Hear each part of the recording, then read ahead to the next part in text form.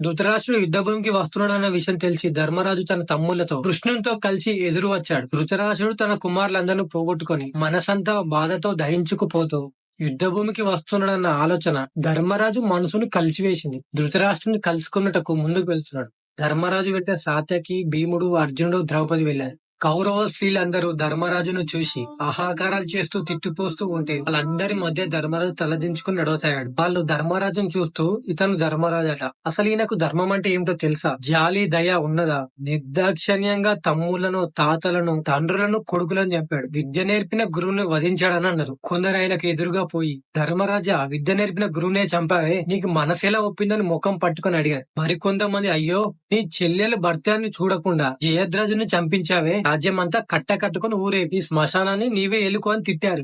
ఇంకొంతమంది అటుగా వచ్చి, ధర్మజ, మీ వల్లనే కదా అభిమన్యుడు మరణించింది, ద్రౌపది కొడుకులు మరణించారు, నీ బంధువులందరినీ మింగేశావు, ఇంకా నీ రక్తదాహం తీరలేదని తిట్టారు. ఎవరేమన్నా పాండవులు ఒక్క మాట కూడా మాట్లాడలేదు. అన్ని భరిస్తూ ధర్మరాజు ధృతరాష్ట్రుని దగ్గరికి వెళ్ళాడు. ధర్మరాజు వచ్చాడన్న విషయం తెలుసుకున్న ధృతరాష్ట్రునికి దుఃఖం కట్టలు తెంచుకుంది. ఊరుమని ఏడుస్తూ ధర్మరాజుని కౌగిలించుకున్నాడు. తర్వాత భీమార్జునులు, నకుల సహోదరులు వచ్చారని పక్కనున్న వారు తెలుపగా, భీముడు అన్న మాట వినగానే ధృతరాష్ట్రుని మొహం వికృతంగా మారింది.